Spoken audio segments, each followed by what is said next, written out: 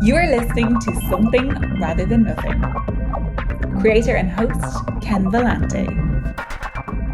Editor and producer, Peter Bauer.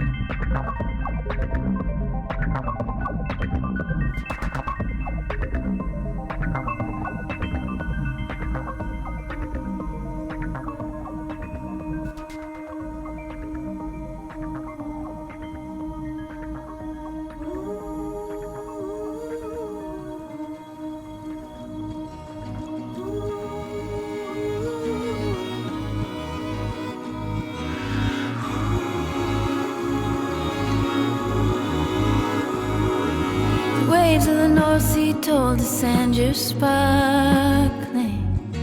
The sand told the sea you grow. The sea in your eyes said, I'm just passing through, and I follow you. I follow you.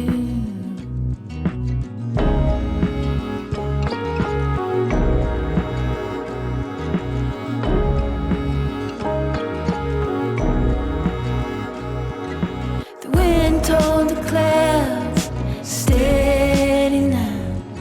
The clouds told the bells in the steeple, it's time. The bells in the steeple told the sky, 1, 2. I follow you. I follow you.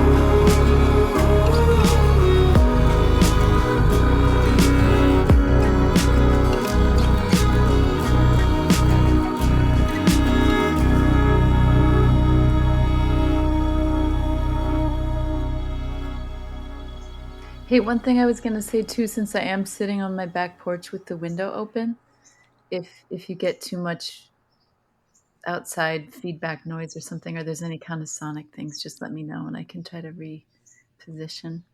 Yeah. Well, is it Iowa sounds first of all? Yes, yeah, exactly. Well, That's might be nice to sit out here. Iowa sounds are fine. but if the industrial crane for some reason arrives, we'll chat. Yeah, the neighborhood tree trimmer comes along or something. All right. This is Ken Vellante with the Something Rather Than Nothing podcast, and I have the Pieta Brown, singer, artist, here for you today. Pieta, welcome from Iowa. Hey, thanks for having me. Yeah, it's really nice to have you on the show. In the background, just so you know, I've listened to your music for years, and well, I'm a really big fan, and got to see you live, and some of the guests I have on the show, I'm just way excited to have, and you're in that category. Oh, thank you so much. So, Pieta, we're going to talk about art, philosophy, talk about your music. One of the questions I ask, is kind of a bit of identity. And when, when did you see yourself as an artist? I know you grew up in a quite musical background, but did you have a day or inhabit a time when you're like, this is me, this is what I do, I'm an artist, I'm a musician? I think I always, um, probably always identified as an artist without having a word for it. Just growing up the way I did. I grew up around so many musicians and artists really living on the fringe, like really living on a real fringe. And so I think that just was my worldview, from early on.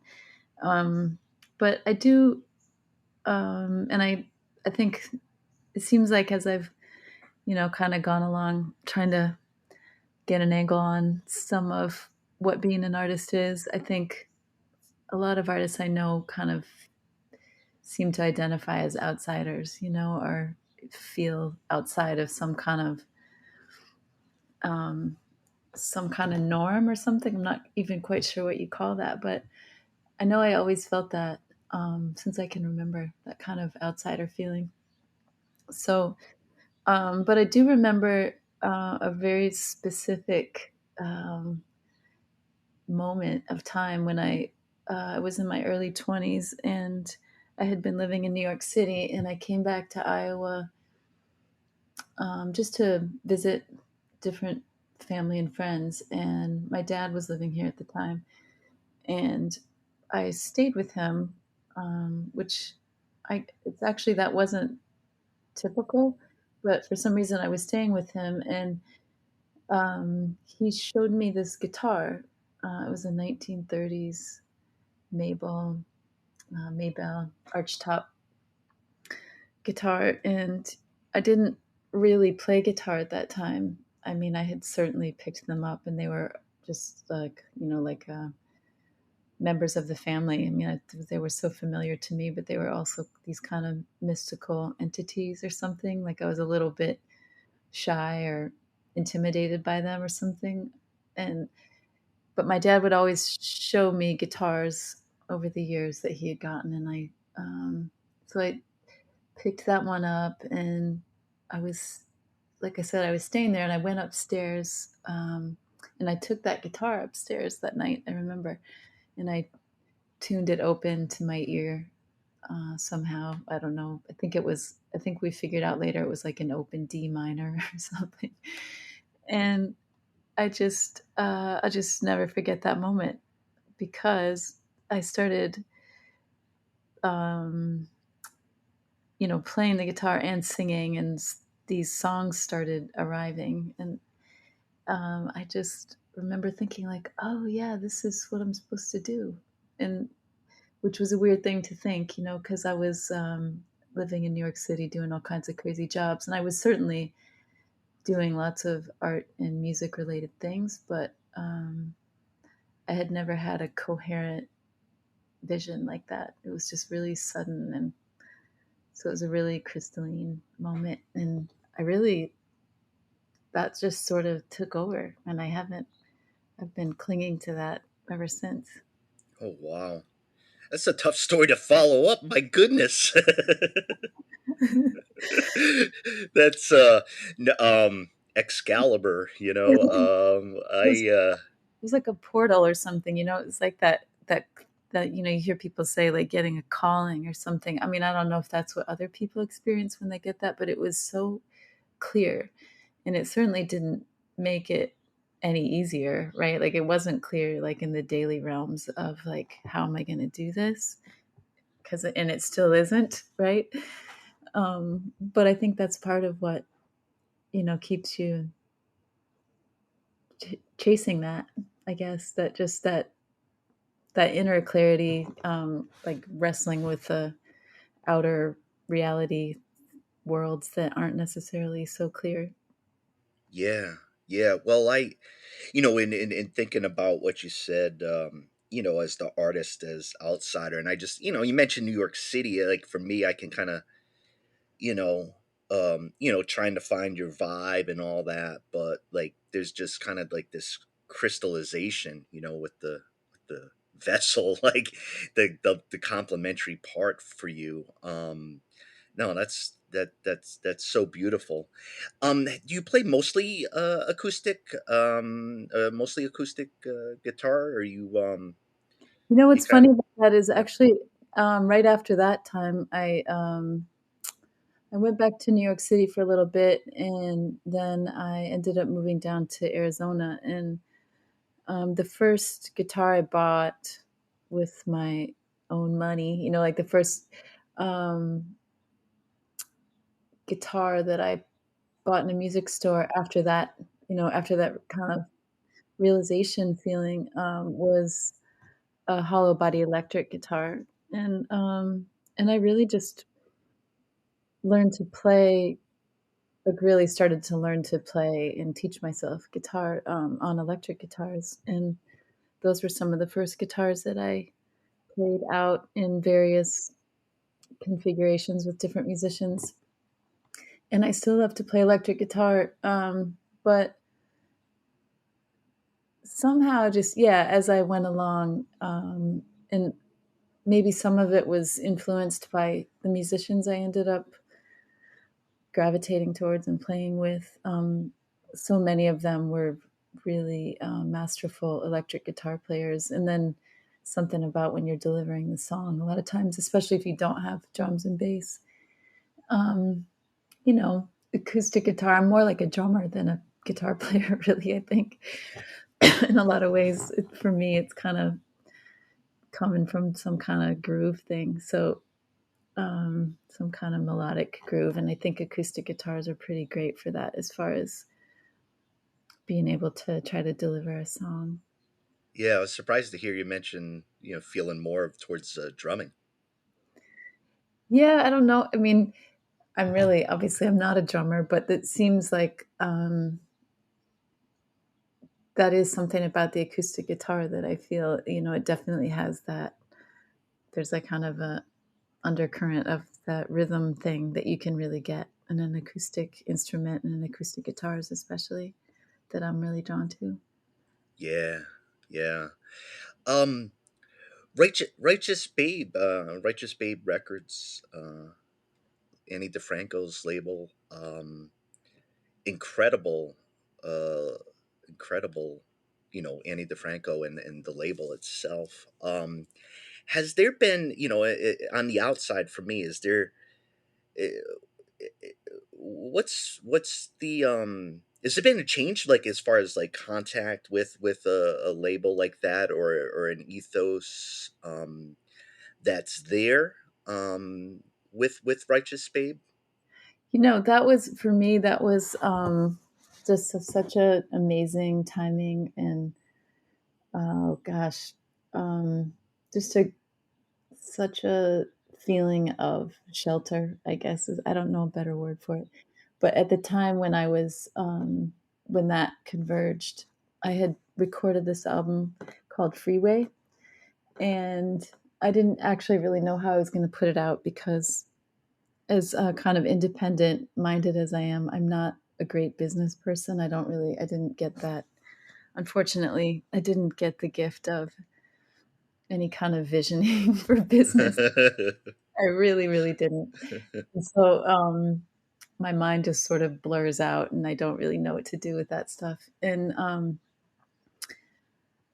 somebody, I can't remember who it was, but I think it might have been a really sweet person named Eric. He's a publicist, and I had worked with him on a different project. And he said, I want to send this to Righteous Babe and just see, like, maybe they would be interested. And I had met Ani, and of course, was a huge fan since it's actually my dad was the first person to turn me on to Ani's music. And I remember him telling me, "Hey, I think you're gonna love this songwriter that I just came across." young Ani, he called her at the time. And, you know, of course I did. And um, I remember when I first heard her and saw her live, I think it was, I couldn't tell you what year that was, but I remember just being in the room and feeling like somehow we would be friends someday. And I couldn't really tell you why. But, anyways, all those years later, I got an offer, you know, that Eric sent this recording that I had made to them to Righteous Babe, and I got a really sweet note from Steve Dahmer, who runs the label for Ani and with Ani, and just said, "Hey, we love this album, and we're really interested in putting it out." And got a really, you know, sweet message passed on from Ani, and I was just immediately in, you know, because it is an independent label and it is very artist friendly, and it was just the first label that really felt like the right kind of place for me to be, just musically and also just kind of artistically, and um, yeah, just as a human in the world. There's just such an open and creative and really radical, in the best sense of the word, thing going on there. And I love being a part of Righteous Babe Records. I really am honored to be placed in that setting. Yeah. Well, I mean, again, from the outside, I was like, oh, this is perfectly suitable and fitting. uh, no, Yeah, it definitely felt like that. I mean, I feel like, I mean, it's a gigantic subject. We could spend hours talking about just that, I'm sure. But being a woman in the world, but also in the music business, you know, has all kinds of various challenges, I guess. I mean, for any artist, you know, however you identify. But yeah, there was just something about it. Just I just felt like it was a kind of a hard time for me personally at just at that exact time too, and so just suddenly feeling welcomed into a really safe space felt like a gift from the world for sure. yeah. Was it I mean, connecting with the independence of the label is probably less of a struggle when you could connect to that ideal there. Just hearing you talk, it's kind of like like independence and being like, I need to do my own, I need to do my own thing. So it's good to like to find that like safe harbor. And I talked to a lot of uh, uh, non-male guests on the show, and have some deeper conversations about the experience in music and having that type of space, safety, creativity, your own creativity. It's so great that that's fostered. Righteous Babe, and heck, you can't get a better name for a label than Righteous Babe, Exactly. right? Yeah, So and I then mean, there's, you know, and then Ani's energy, of course, as you know, anybody that's a fan knows, like um, it's there's just such a there is a that real open there's a real openness. It's really open, and then also but very, you know, very fiery and also really joyful, and that's, you know, that's an amazing combination of things to have kind of near you in that kind of idea of putting music out there, because especially these days I feel like, I mean, everything I've done has been very independent, you know, it definitely veered just naturally into the indie realms, but having that kind of, I don't know, there's such a verve or something, you know, connected to it too, and no apologies, and uh, just uh, just that joyful thing of like, let's put this stuff out there and see what happens. um, it's just been really um, yeah, it's been like very a great spark, just inspiring.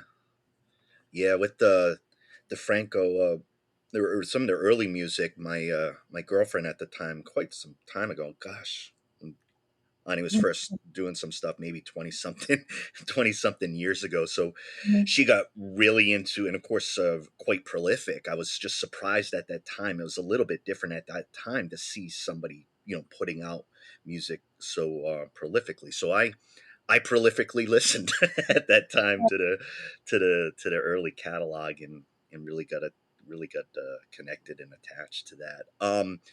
Easy question, Pieta. What is art? What is art? Oh, let's see. Um, what would I say? That's such a gigantic question, really. But I don't know what, like a playful, infinite language or something. I don't know.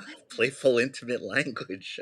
Infinite, no, Yeah, infinite, playful, infinite. Like I feel like it's, yeah, yeah, just a wide open. It's obviously, yeah, a playful kind of infinite language that we all kind of try to use to communicate something that we really can't, in a linear way in other realms. yeah. I want to tell you about just the just in my head my connection to Iowa, and uh to the Seed Savers Music Festival Oh in yeah. Decorah, Iowa, years ago.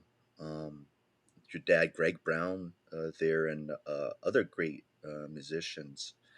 And I I hadn't spent much time in Iowa. I was living in Wisconsin at the time, and they had camping there. So Uh-huh. you go there early, and it was just such a unique experience. Small festival, supporting heirloom seeds. Playground for the kids. My kids were really young, and it was this sliver in Iowa. It was this for me.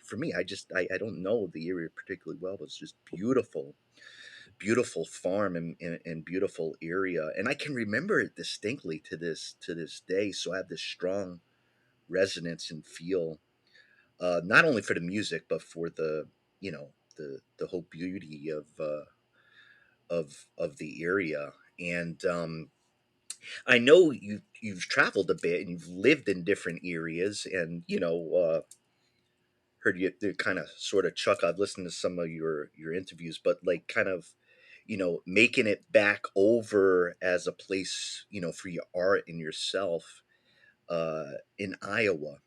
What does that mean to you? What does your place mean for you in your art? Yeah, that's. I mean, it's kind of. I think that's an ongoing question for sure. But I definitely, yeah, I grew up in a lot of different places. I grew up. I mean, my early years were in Iowa, out in the country in really remote area, and we didn't have running water. We used a wood stove for heat. It was, definitely really. Uh, there was a kind of barrenness to it, but also there again, like an openness thing.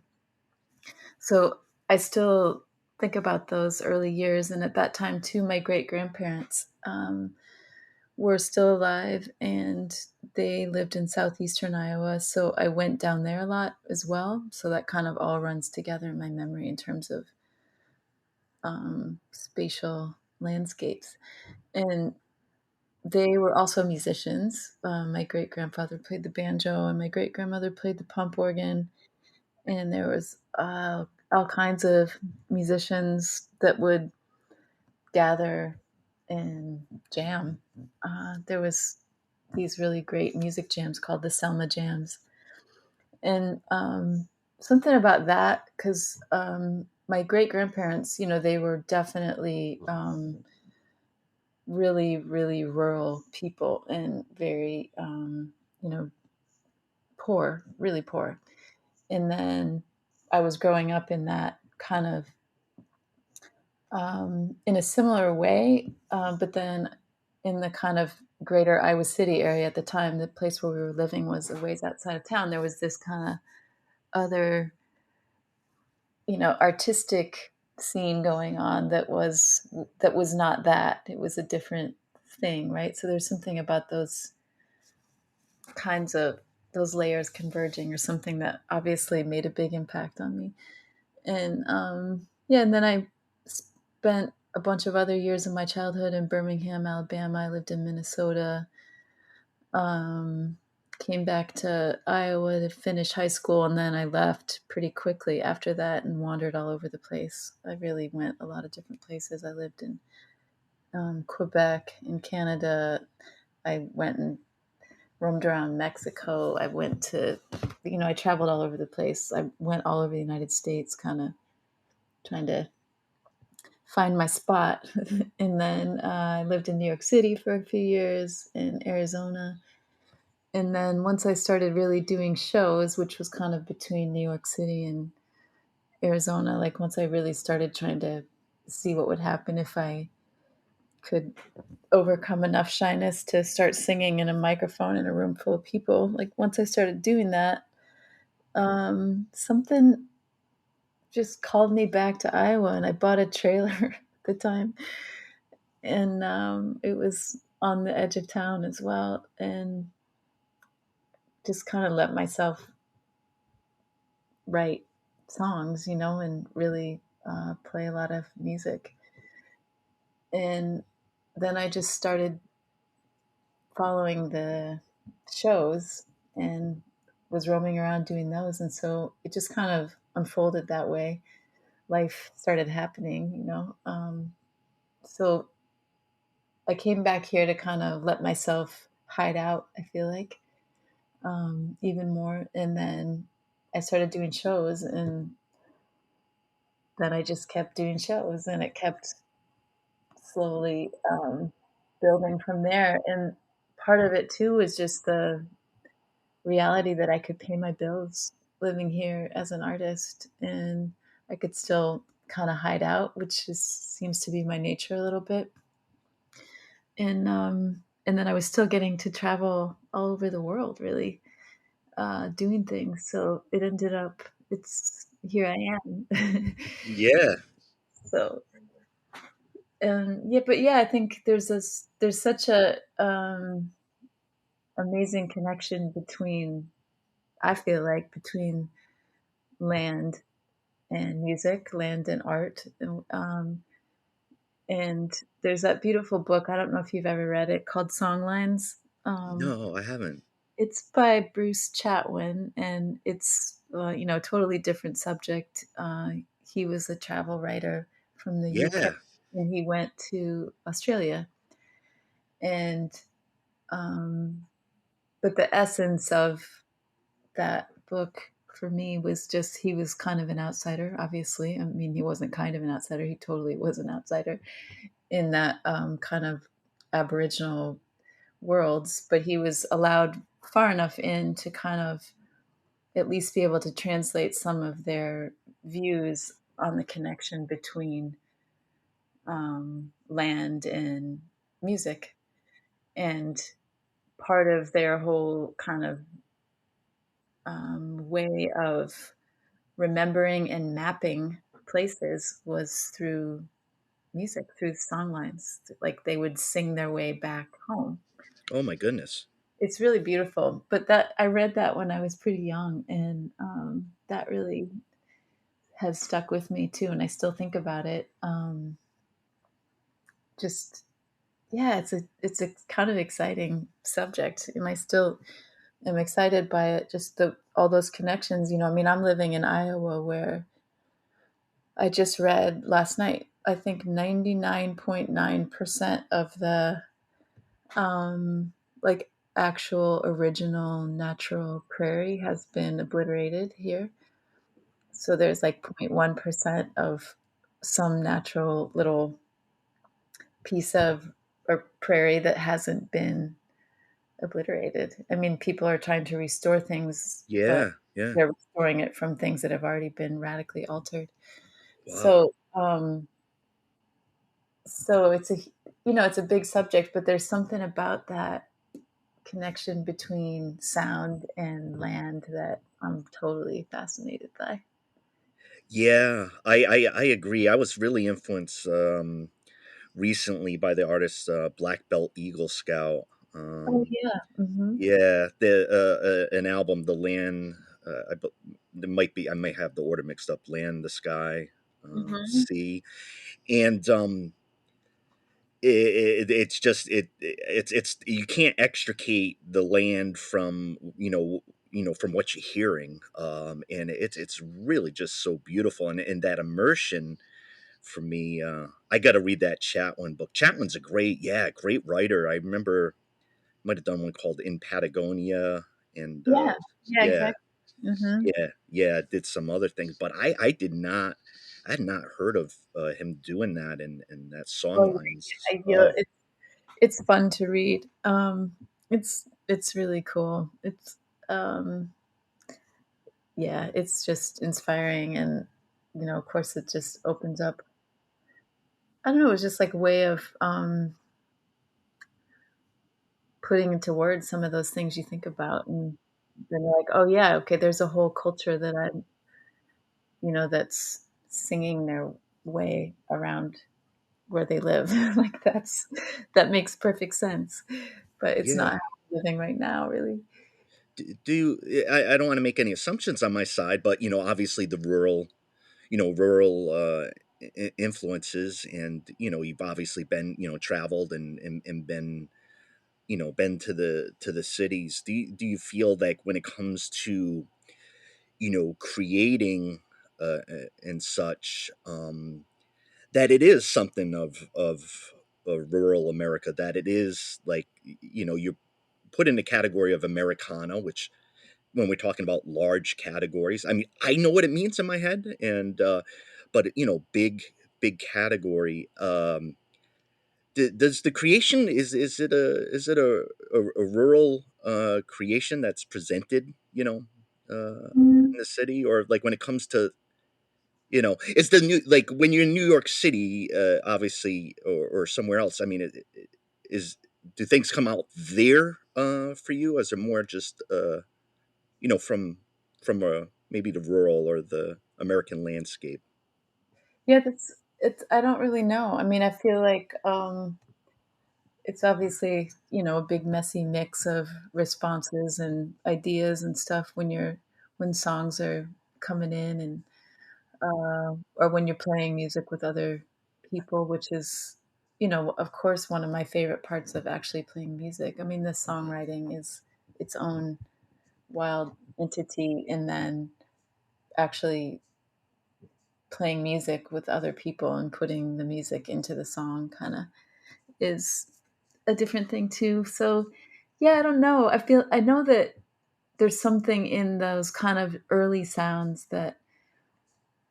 um, that still seem to come in and come up no matter what I do, if that makes sense. Like, I mean, by the time I was a teenager, I listened to everything. I mean, I got super into, I was really drawn to kind of country blues when I was a kid and a teenager, and I got obsessed. I really was obsessed, and I still am. But also, like, I found a Led Zeppelin record in my mom's boyfriend's collection and got obsessed with that. So, then I worked at a record store, and the guy that ran the record store was like a complete jazz, madman. Like, he knows Yeah, yeah, everything. And I learned so much from him, and started listening to Pharoah Sanders albums. And so I feel like all of that stuff colored my worlds at a really early age. But still, like, if I pick up a guitar or a banjo or whatever it is, some kind of family sound, or I don't know what you call it, yeah, yeah, yeah. seems to come out, even though I'm hearing Pharoah Sanders in my head, or a very experimental kind of, like I was doing a show I don't know, I guess it was just last week or maybe 10 days ago or something, up in Grand Marais with some of my favorite musicians that I've had the chance to play with, Sean Carey, Mike Lewis, Jeremy Ilvasacker. You know, Sean and Mike are have, you know, very big parts of the band Bon Iver, and I've recorded that album Freeway with them, but I hadn't played with them in a long time. But we're sitting there playing and getting ready to try a new song that we were going to try to perform the next night, and uh, Sean said something about like, "Is that how you're going to do it?" And I said, "Yeah, I think I'll start it like that." And he's like, "Yeah, like free jazz with a kind of form or something," is how he described the song, and it was just it was a great moment. So somehow it all makes its way in, I guess, is my point. But there does seem to be some kind of, you know, we all have these basic colors. You know, someone like Ani is another good example. It's like Ani always sounds like Ani, you know, even though and is that the landscape? I don't know, but does that sort of make its way in? Probably. I thanks for chatting about this too. I had a recent conversation with an artist, and we kind of got into this jag a little bit, trying to explore industrial music and the sounds, and like metal and its connection to kind of rusted out cities. I think Detroit, Cleveland, Milwaukee, Yeah. um, you know, and Chicago scene for industrial and city industrial sounds. So it's a very loose exploration, but uh, I did an art class one time just on it was called The Spirit of the Place, and it was a short course. I haven't taken many art courses, but was delving into it quickly just tripped into ghosts, and past stories, and what a place holds, and if a place is spooky, or if a place holds this energy. Yeah. And I mean, it seems like an area you can just go on forever, Sure. uh Yeah. places. Yeah, exactly. Like, I think absolutely. I mean, I think we can't escape it, right? I mean, I'm always joking to my friends about how many ghosts I saw today, you know, living in a place where I've kind of had a lot of different lifetimes. Um, yeah, and I feel like sound is absolutely that. It contains many ghosts. Yeah, yeah. I wanted to ask you about I wasn't able to watch it, couldn't find it, but I was so fascinated by your story of dropping off, going out to Europe and doing the film Around Louisa. Oh yeah. And yeah, and I got a I watched the trailer and stuff, and I'm like, oh my Mhm. gosh, this is like, it's kind of like pressing your nose up against the glass and being like, let the store open here. So, uh, gonna track down copy or streaming Oh yeah, around. I have a link I could send you. Oh, that'd be beautiful. Tell Yeah. me, yeah, just tell listeners, like, just like unto it feels like an unto itself like experience over there, Yeah. on film. What with the visuals and film, and I know you did the music as well. What was that like for you, in even in the artistic process of creating the movie? Yeah, so that was there again. That was a totally wild, just occurrence. I don't know. I don't even know exactly how it happened. I just one day I had a there I got a message, and I like I said, I'm really not good at the kind of managing anything like the business stuff or any kind of like social media stuff. I'm really not good at it. I don't feel that connected to it, even though I'm fascinated by it, and you know, I move in and out of it a little bit especially as somebody who does love to look at things and listen to things. but I'm not very good at staying engaged with it. But somehow I had a message that came to me. Somebody was running my Facebook page at the time, and there was a little message there, just like, "Hey, um, do you speak French, and do you have any acting experience?" And I responded in a pretty sassy way, I guess. I think I kind of wrote a little sentence, and assuming that maybe it was, that it was some kind of scam, or also just that maybe it was an old friend kind of teasing me or something. So I wrote a little message in French because, like I said, in my many of my crazy travels, at one point I basically ran away from the rest of my life, and I lived in Quebec City for a while. So I learned some French there, and but then when I wrote that back, they're like, "Hey, great, this is great. I'm working with a small film company, and the director, this woman who's written a film and is going to make her first feature film, has come across some of your music and some of your music videos, and she's really, intrigued and wondering if you would be willing to come to France and audition for this film." Yeah.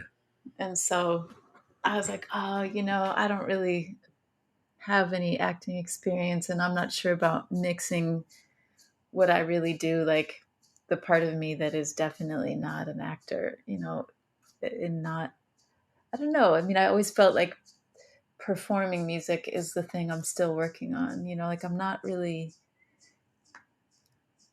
the music for me is not usually about performance. It's more about like offering music that I can make in the moment or something. I'm always so impressed by people that are such great natural performers with their songs. Ani's a great example. I can think of, many, many people that have that gift, but it's definitely for me something with my shyness and all that. It took me a long time to even feel like I could sing into the microphone in a room full of people. So I was definitely leery of trying to combine those two things, because when I got the kind of original script and all that, the main character in the film is a musician, and there's all kinds of things that are absolutely nothing like me. But in the end, they convinced me to come do the audition, and I spent a few days. It was a pretty intensive auditioning process. It was like 2 or 3 days, I think, with different counterparts, like possible lead male people that were part of the story, and I had to be in my broken French, and I thought for sure, like, there's no way in hell I'm going to get this, this part or this movie, but it was a fun experience to go audition, and, that's cool. But then, like, a month later, I got the invitation I got the call, like, "Do you want to do this film?" Whoa. And I actually said no at first. Again, just kind of feeling like I wasn't sure I had the right mix of things, but my experimental artistic nature won out. I was like, I gotta try it. Like, why not? What? But I didn't feel like I would have anything to lose, really. And so, yeah, I it was definitely really fun and interesting, and um, just a mind expanding experience. I will never, I don't know, I can't see a film again and not try to not try to love it now that I know how hard it is to make films. Oh, right. It's, Such an amazing collaborative process. And so, yeah. this film was a totally underground indie film, and I was treated really well in all the in all the different ways, and I I gave a lot to doing that film for sure. And as a kind of I like to make these little experimental films myself, and little videos and kind of moving image things. So I learned a lot just about doing that kind of stuff too, just from being involved in that project. And then the musical part was fun because I co-wrote the songs, but according to the director's specifications. So that was also really hard and weird for me because it wasn't like a free form open place, which I'm used to working from, where it was absolutely done to really specific outlines, and then I was also working with really great musicians that were involved in the project. Yeah, it was wild. It was just, it's hard to even talk about, but um, I, I really, I really loved doing it. And if I, if I wasn't uh, quite as removed as I am from all the different industries living out here, like, especially coming off of that, I thought that would be something I'd like to try more of. Um, but I haven't found any other doors yet into that world. I did do one Well, little yeah. zombie. I did another little zombie film right after that. Wait a second. Hold up, hold up, hold up. Let's make sure you don't skip over your film career after you said the word zombie in the zombie film that you did after that. That Yeah, I got invited. for me, yeah. What I got, zombie? yeah, I got invited to be a part of it. It was a short film for a really great um, musician, also based in France, and they were making a little short film, and I got to be the zombie bride. It Yes. was very fun. Oh my. Well, yes, I'm glad to drop into film with you as well. Most definitely. I love my zombie movies too. So, To be totally honest, I'm a little bit scared of zombie films still, but doing that actually really helped me not be as scared by all of that. Just visually, I guess I'm sensitive enough, and I've never really liked horror movies and all those things. They stir up too many, I don't know, too many ghosts, I guess. yeah, But but doing the zombie movie definitely it helped me have a better sense of humor about all of it. yeah. I'm glad your time in the province of Quebec helped you with the.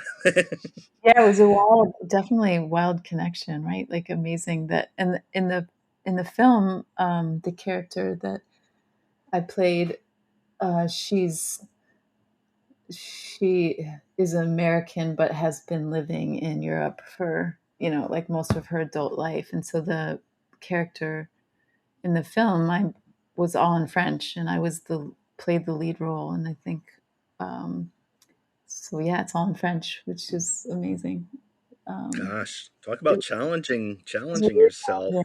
I've never been so tired. I don't think it's the most tired I've ever been is when that film got done, because I was not only were we shooting like 12-hour days for a couple months, but it was also everything was in a foreign language, and I mean everything was in French, Your exhaustion had to be different.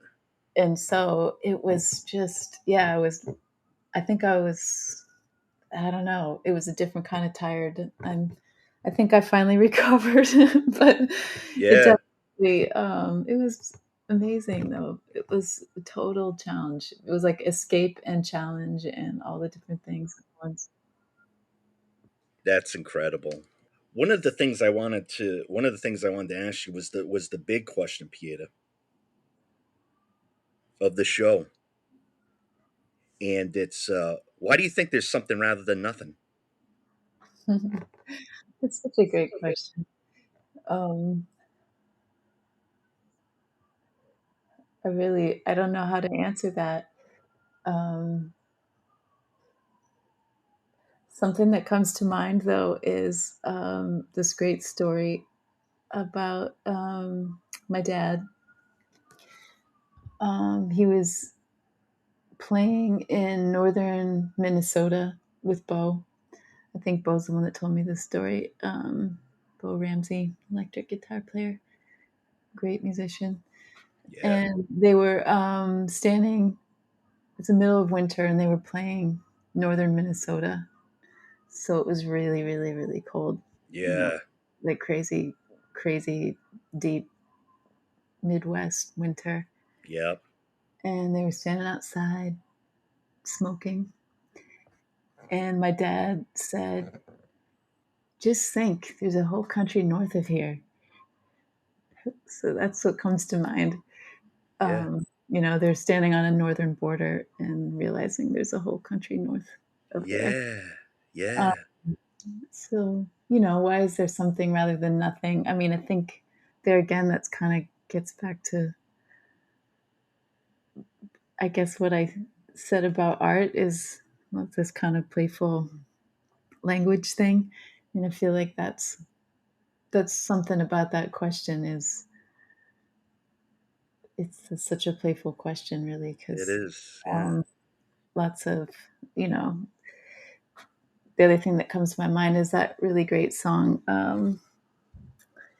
by the Pretenders by Chrissy Hind, "The Nothing Maker," I think it's called. Yeah. Yeah. It's like I don't know that they're. I mean, something and nothing. It's those are um, great concepts that are fun to think about. Um, I guess because I guess because of the stars, right? Like we're all part stars, right? That's how we're here somehow. I love that. I love that idea. One of the thing is with the question, for me, which it allows, and it's actually very useful for me as a creator in my mind, is intense interests in a lot of different areas, and the question's big as a philosophical question, but it's such a cover, to chat about everything, Exactly. and you know, and and there's a part too of like I studied, philosophy academically at the university. Very proud of what I done. Is that was an amazing journey for myself too. But as a thinker and a philosopher, is like people, like little kids, they ask these questions. Like I became fascinated with the fact that little kids ask these questions, right? And they're the Mhm. questions that are kind of knocked out of you because it's like, why are you spending your time? Like, you need to be doing something else. You don't need to be spending your time on the origin of the universe, right? So kids will be like, ask the question behind the question. It's like, oh, there's that sound. It's like, how's the sound come from? Where is the sound? And, you know, there's this kind of like basic question. But I've enjoyed it because I've done the show as an international show, and being able to uh, talk to a variety of artists and to drop down the question into the reason why it's an art and philosophy show is because I'm talking to people who are creating something that just didn't exist before, and we're going to talk about it. Like, how did it come to be? Where did it come from? It exists now. So it's fun. It's fun to allow Absolutely. our natural philosopher to kick around. The funniest part about it, Pieta, is that having done over 200 episodes, I experienced the sound after me asking that question. Uh-huh. And we want to put together like just the sounds of having asked that question because it's like, ugh. They're um, like, what did you just something yeah. rather than nothing? And it just the reaction to it. I don't know. is some sort of weird thrill That's or joy. exactly, that would make a great sound collage, I feel like. It really, it really would. I've thought about it, but you create a lot of things, and it builds up. I somehow out of over the last 4 years have a week's content. So if listeners don't have anything to do over the next 7.5 days, they can become a completionist.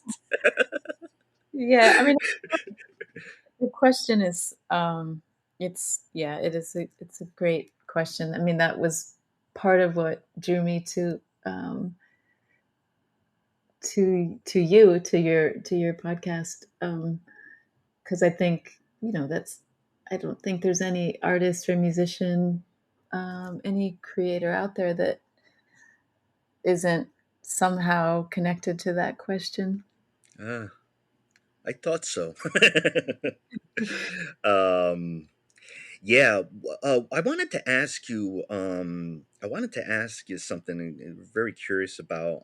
You've had a career in music, and I talk to a lot of musicians. Enjoy music uh, myself. In live music, but what's what's the deal with the making music now and making a go of it? And everybody talks about that it's tough, that it's evolving, and that parts of it have evolved to where it's sometimes in general tougher for the artist themselves, the creator, to get paid. um what's it like making music now in the industry compared to when you were starting? Mhm. Is it much more difficult to navigate, or is it different? It's definitely different. I feel like maybe I'm lucky in that way, in that, um, maybe coming to it so shyly and sort of so on the fringe, I didn't really, ever reach a period where it wasn't really hard to keep trying to figure out how to keep the bills paid. Yeah. And so, um, in some ways, I feel like that's kind of, I've hovered in that place the whole time I've been doing it. So maybe I'm lucky in that way, right? Because it hasn't been, such a letdown. It's just like it's still a puzzle, and I still don't know. Like I still don't know how long I can keeping the bills paid doing it, but I've always felt that. And I mean, I do. I'm really close to, a lot of musicians that have had enough success in all the different ways to make the financial part of it, um, kind of more predictable, or uh, something they could count on, that kind of thing. I mean, my dad is a good example. He definitely reached a period where he didn't have to be so worried about that. Of course, when I was a kid, that I saw, I grew up without that stability. So maybe that's also why that is not so comfortable for me, or something, or like it seems like part of the package or something. Yeah. Yeah. Um, so yeah, but I don't know. I mean, I know, I hear, I'm really close to a lot of musicians, of course. Some of my best friends that I talk to all the time we're all definitely struggling with those same questions. And I feel like maybe just a self-protection thing or something early on. I mean, maybe that is part of hiding out or something. I just, um, regardless of whether I pay my bills with it or not, I feel like it's something, I don't know, for me it's a lifeline more than a career, or more than a way of paying the bills. So that part of it is secondary for me. And so if I can't figure that out, then I'll figure out a different way to pay my bills so that I can keep, feeding my addiction, I guess, is really, I mean, I'm so enchanted with music and songs, especially songwriting and sounds and how it all is, that I feel um, I'm disappointed that life is so short for that reason. But because there's just such an infinite exploration, so it feels like it's definitely not enough time. Um, but yeah, I mean, it is really hard. It's hard to make a living doing that. At the same time, it's really hard for a lot of people to make a living.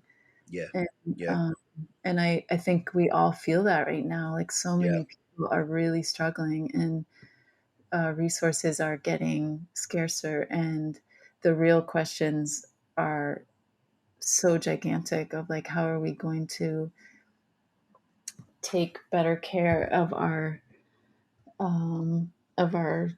the world around us and ourselves, so that it's more harmonious and coherent, so that it can all keep moving forward in some way that is not total destruction, right? I think that's sort of like at the center of a lot of people's thoughts. And Yeah.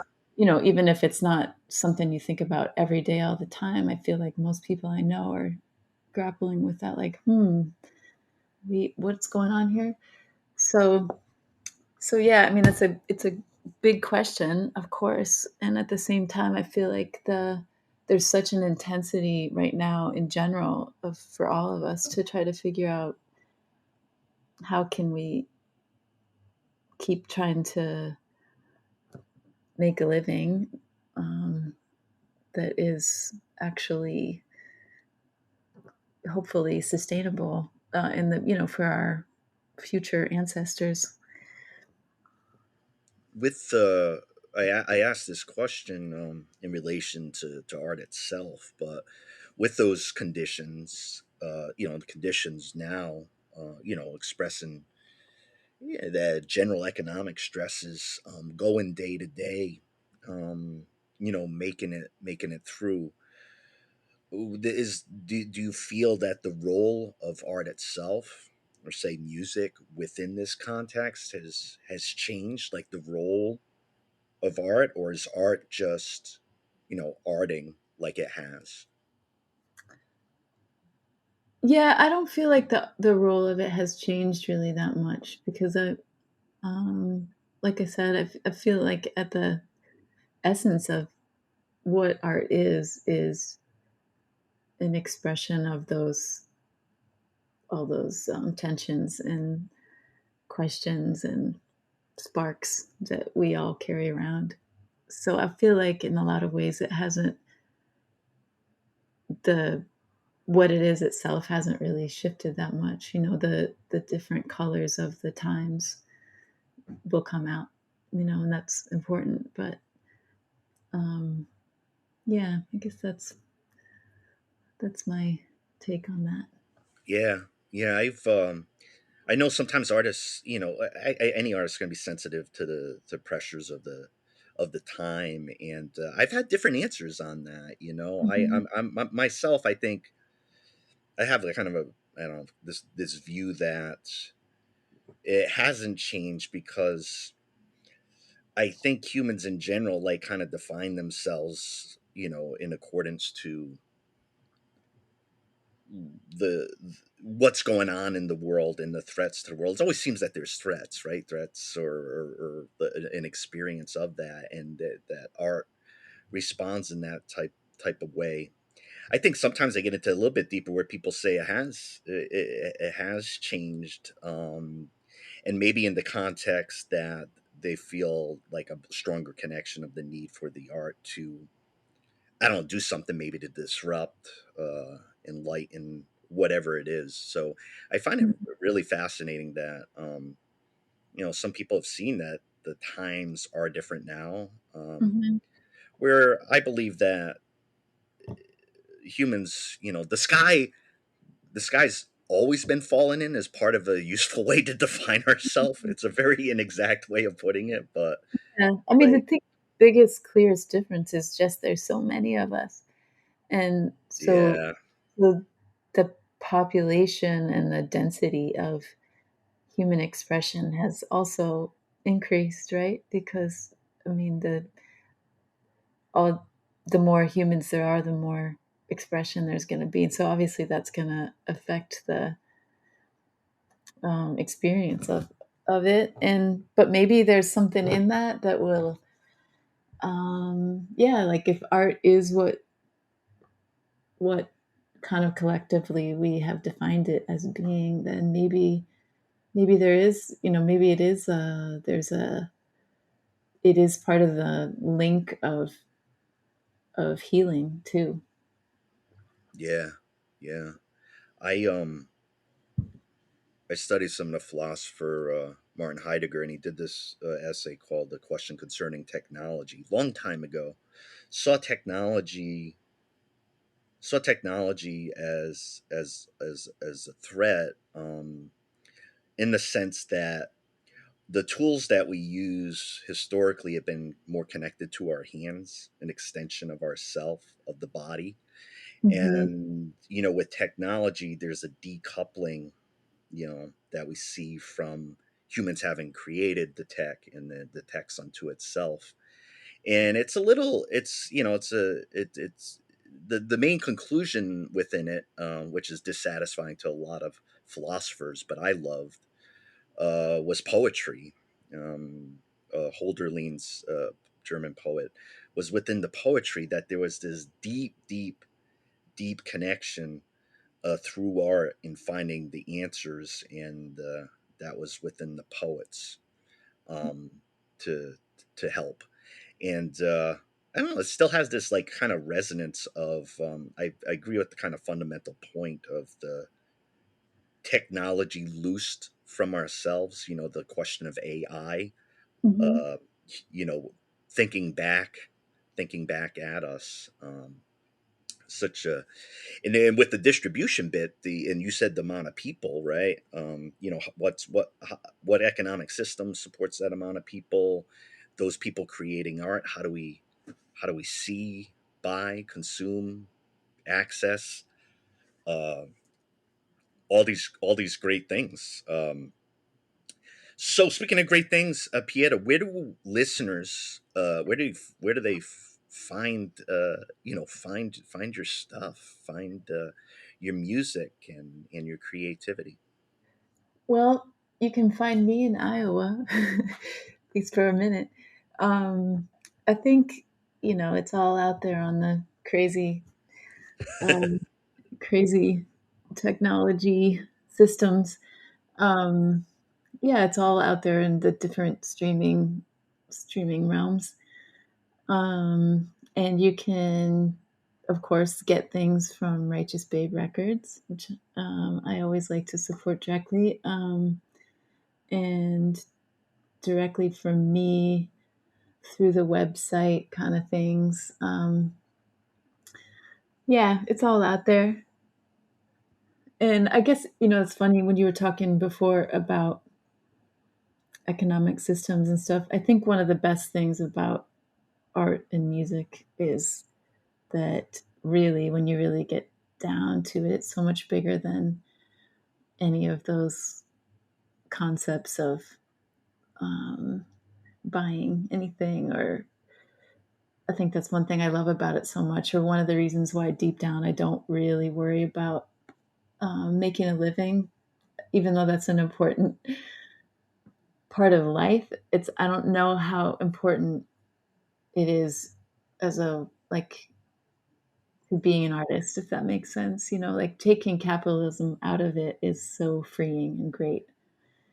And so, yeah, you can get all my music for free, basically. And it's been fun and kind of interesting to see how people are figuring out how to support artists beyond just buying music or buying a piece of art, like kind of shifting back into these ideas of being patrons and all those kinds of things. It's kind of a fun concept of a more like direct support system. Yeah, yeah.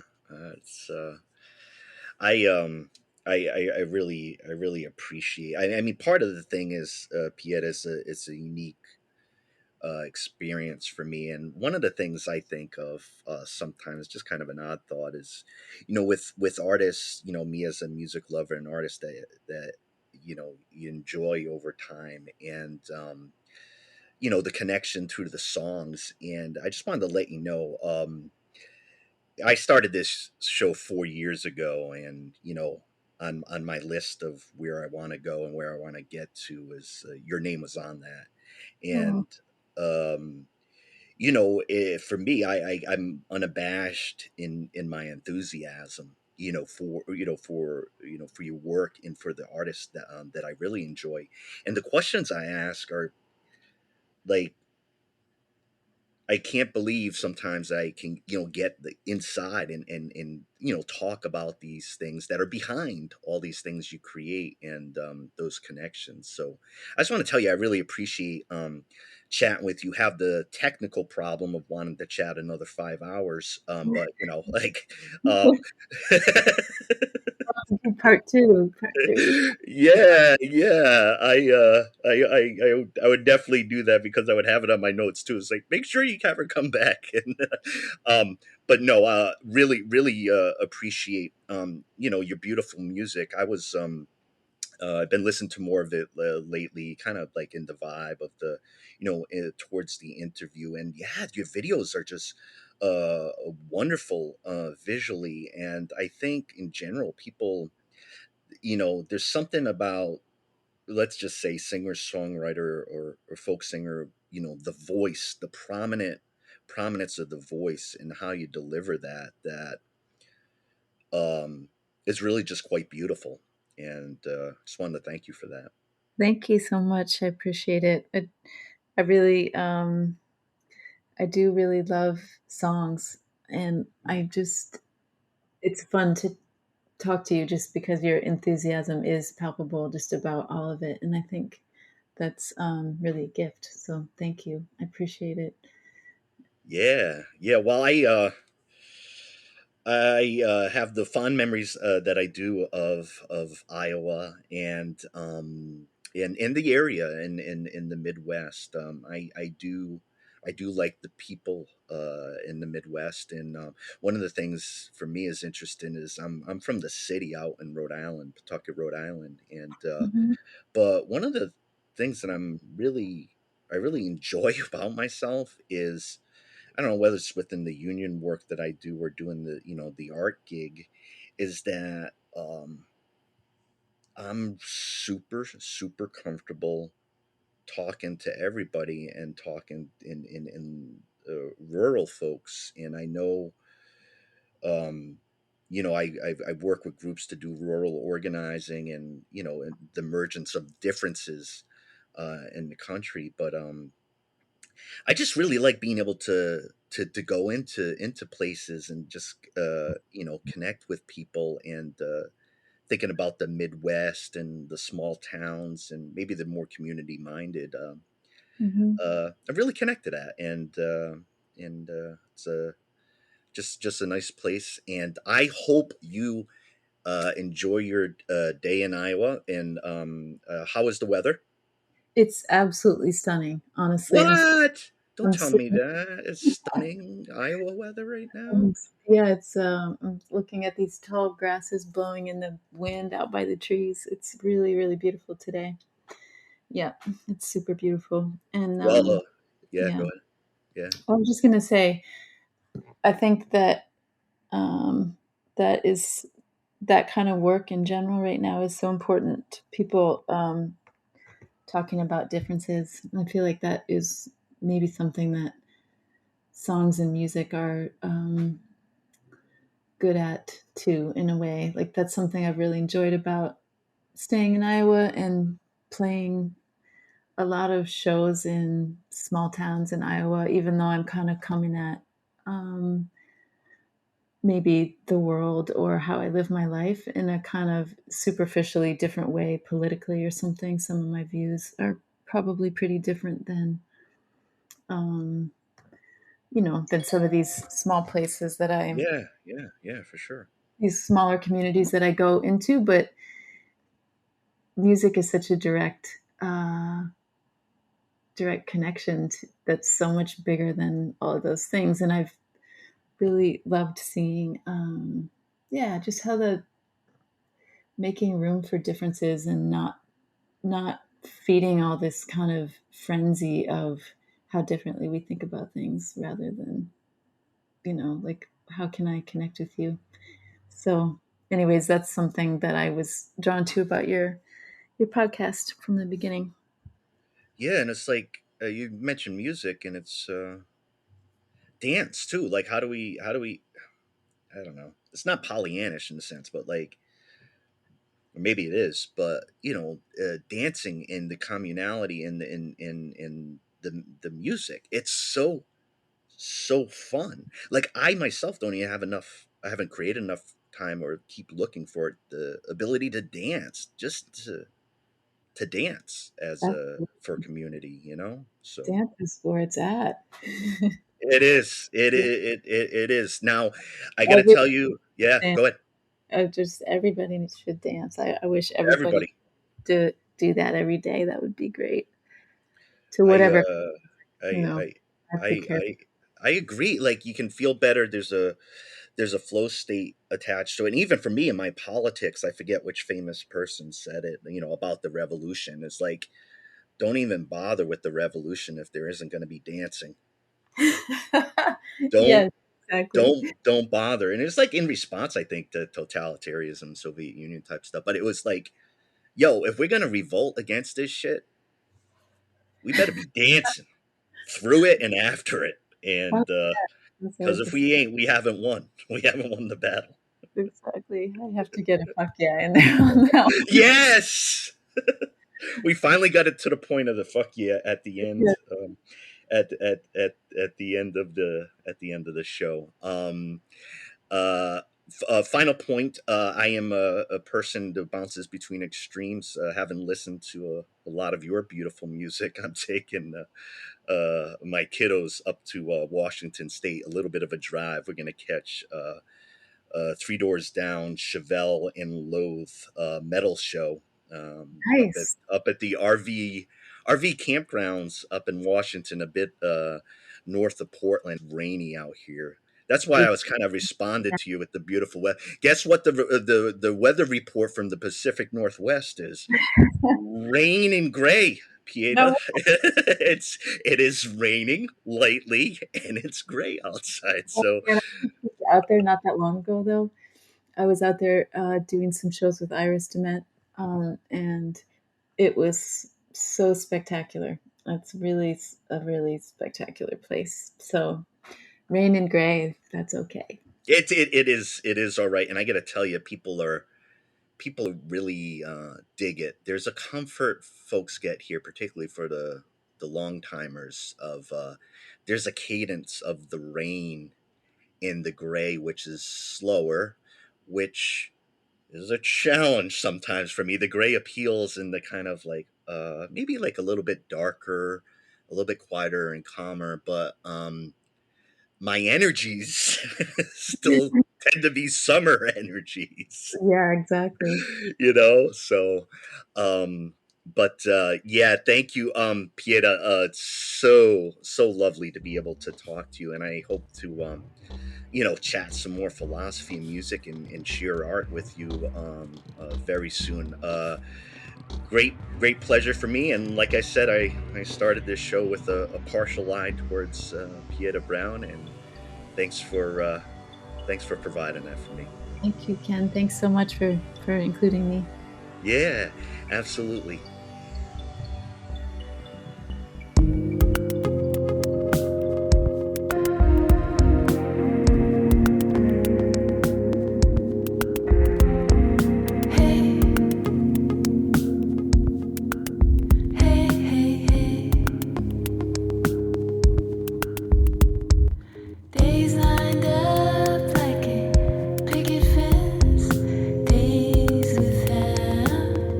Consequence.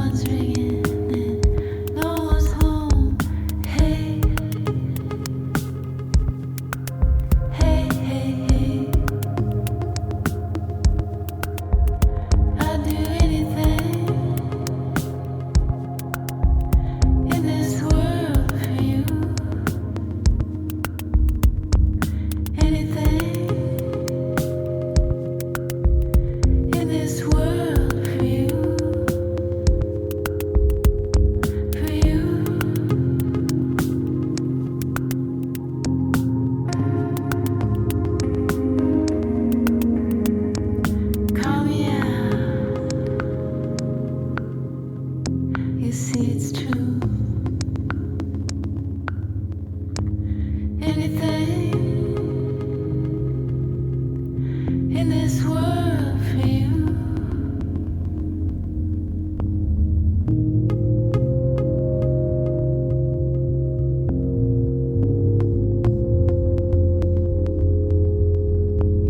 Days of screens, loaded and dull, nights are crowded, yeah. Push and pull, some days run away, way too soon. Window empty, without the moon. I'd do anything in this world for you. Anything.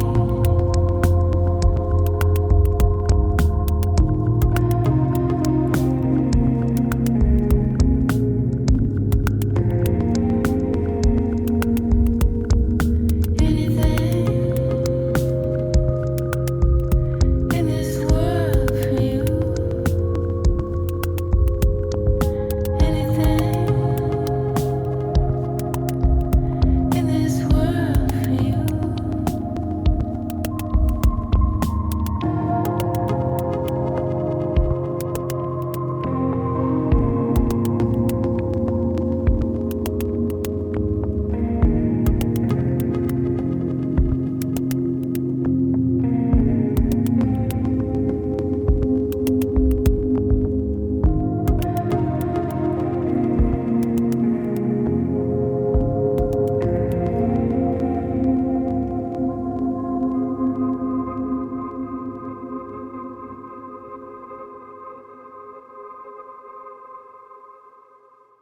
This is Something Rather Than Nothing,